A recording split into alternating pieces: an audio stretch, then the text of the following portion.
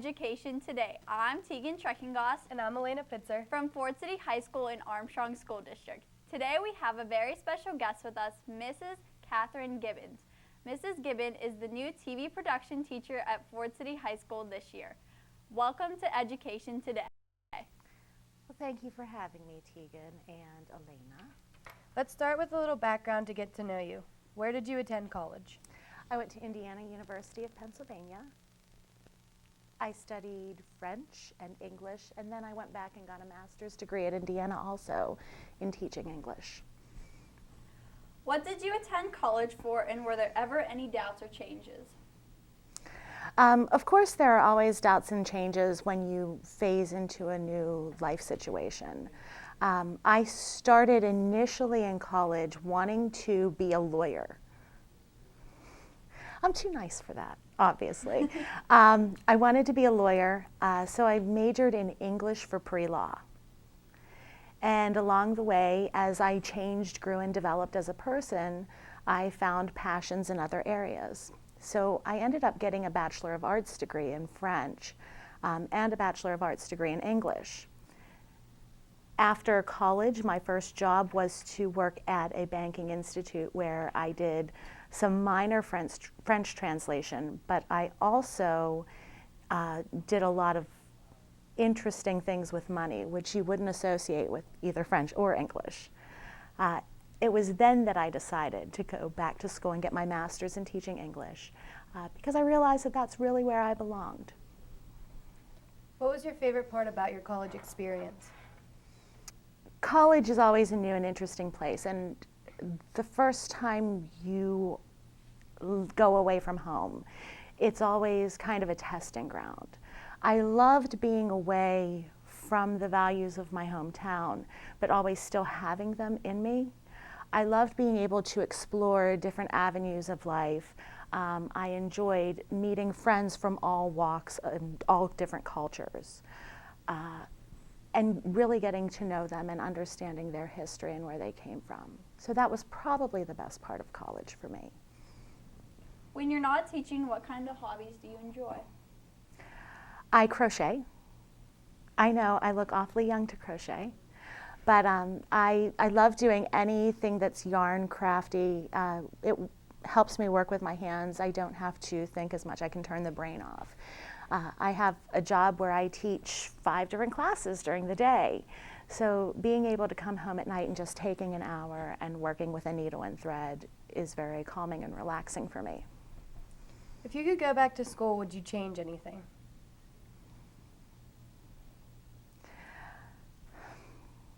That's a very good question, because I think in everybody's life they have regrets or things that they wish they could do over again. I think I'm really pleased to say that no matter what's happened in my life, every decision that I've ever made has turned me into the person I am now. And I like looking at myself in the mirror. I like seeing who I am and who I've become. So no, I wouldn't change anything. Other than teaching, what are your true passions? I have so many passions outside of school. I am a nerd, and I think maybe the best quote I've ever heard that relates to nerdism comes from John Green. He's an author, and I believe yesterday they just stopped filming or ended filming The Fault in Our Stars, which is a videographic representation of one of his books. And he basically said nerds are just passionate about stuff. They're jump up and down in your face, and calling somebody a nerd isn't a good insult at all. I really am the epitome of a nerd. I like technology. I like books. I go to conventions with my friends in the summer. Yeah, I know, they're the geekiest of the geeky conventions. But it's fun. We dress up like characters. We meet authors, and you get into a room of 3,000 to 5,000 people, and they're passionate about books. They're passionate about stories. They're passionate about so many things. So for me to pick one passion is impossible, because I have so many. When did you first have an interest in technology-related courses?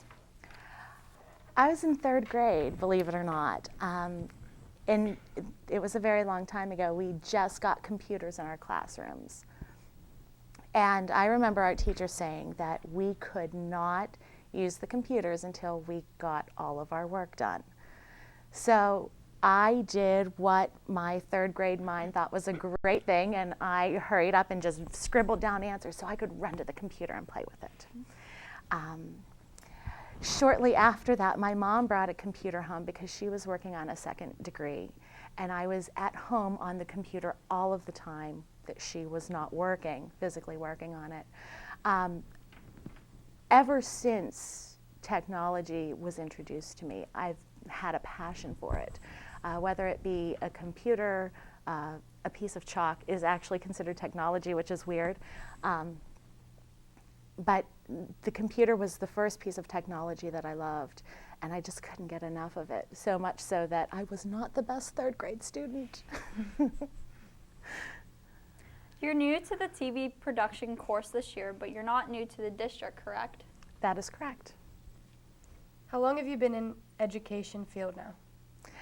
I received my master's degree in the fall of 2006, so that would be 7 years. I did some substitute teaching. I taught 11th grade English. I've taught 7th grade reading, and I am so happy to be in the position I'm in now.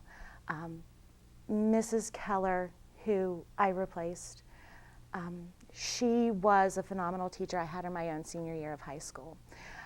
Back then, we didn't have a TV production program. We had public speaking, and it was an elective at the time. Now it's a requirement in the district. So I had her for this interesting class called public speaking, and we were the only ones allowed to use the technology in the building. We were the only ones allowed on the PA system at school. We didn't have any cameras. We didn't have the televisions that we do now, where we're broadcasting live. We didn't have any of that equipment, but anything we had, we were allowed to use. And I thought that was probably the best class I ever had. So when I started teaching at Ford City High School, and Mrs. Keller was my mentor, and she looked at me and she said, "You were always my technology student at a time when we didn't have the technology. Why don't you do this TV production thing? Why don't you go and get something in communications?" So I did. I went to a friend of mine who works very heavily in productions, and I said, "Hey, I want to learn how to do all of this stuff." And he put me into a TV studio, and he let me have free reign, and it was fantastic. So I know I answered your question, but I strayed a lot there. But I love where I am now. How did it come about that you were offered that position? Oh my goodness. Well, I think they had a little bump in the road last year trying to get the position filled. And at the end of last school year, the teacher who was finally placed in it decided that she was going to teach a junior high level reading class, which she loves teaching, and I'm so happy for her. And Mr. Cominos said, "I have these positions available in my building." And he said, "I'm thinking of putting you in this position," because I had been hired back by the district at that point. He said, "I'm thinking of putting you in this position. What do you think?" And I said, "That's going to be hard work, but I'm going to love it. It's probably going to be the most rewarding job experience I've had." And I'll tell you, a month and a half into school, it is. Okay, thanks very much. We're going to take a short break, and we'll be back with Armstrong School District's Education Today. Before I came to IUP, I had no idea what college would be like, or what role I would play, or where I'd be in the future. But when I came to IUP, everything changed. I met people who really made me feel like I belonged. I had great classes at a great nationally ranked university. Hi, my name is Megan Miller. I'm a fine arts major, and this is my university.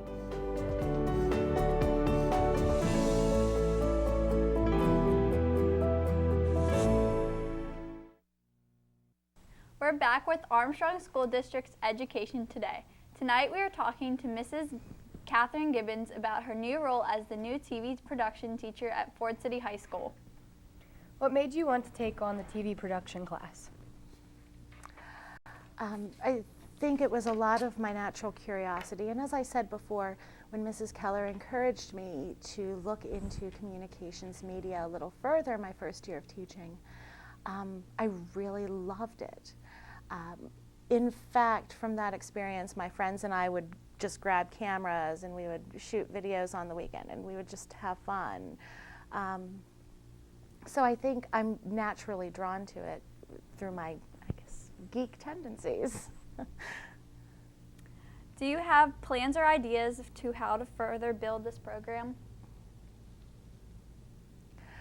I think spreading the excitement throughout the school building is the main way to do this. I think when I get students excited to be in this class, to take this class, and what's going to happen in this class, that really drives the interest in it. I've already had, 4 additions to the class since the beginning of the school year. And that's because as they hear what we're doing and how much you guys are producing and getting done, they want to be a part of that. They want to be part of the excitement. What made you decide to get into this program?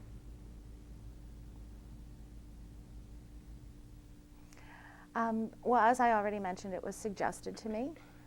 And after spending a lot of time in the studio and understanding how things work, I'm really naturally drawn to it. There has been only 2 other teachers involved with this class at FCHS since it started. What do you expect out of your students in this program? Well, first of all, I expect them to listen because I give great advice. I expect you to use your creativity, and I hope you don't mind if I use you because you are 2 of my students. I expect you to use your creativity. I expect you to be able to push the envelope and take an idea and let it fully develop and blossom into something that you can appreciate. I think my proudest moment this year actually just happened yesterday, our 20 shots videos. We did one video for the guidance office. They're starting a stress program. And one of the groups did a stress video. They came up to look at it yesterday, and these 2 ladies were sitting there watching the video, laughing. The smiles on their faces were infectious. They had such joy about what they saw and thanked us profusely for doing this for them. I like the fact that we're doing things that are selfless.